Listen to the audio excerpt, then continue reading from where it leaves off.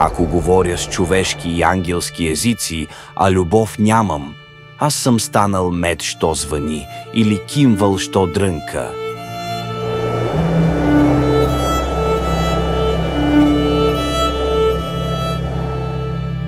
И ако имам пророческа дарба, и зная всички тайни и всяко знание, и ако имам пълна вяра, тъй щото и планини да премествам, а любов нямам, нищо не съм.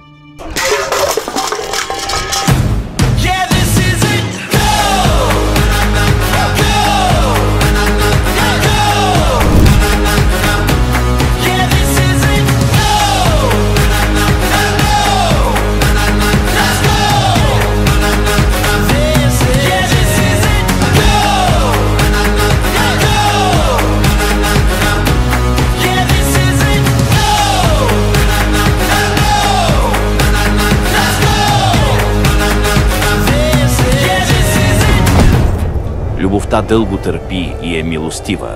Любовта не завижда. Любовта не се превъзнася.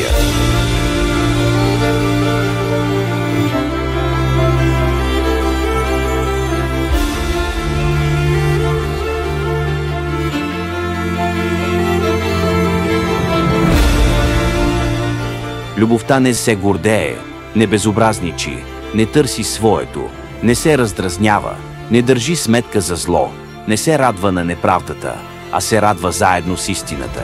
Всичко премълчава, на всичко хваща вяра, на всичко се надява, всичко търпи. Любовта никога не отпада. И тъй остават тия трите – вяра, надежда и любов. Но най-голяма от тях е любовта.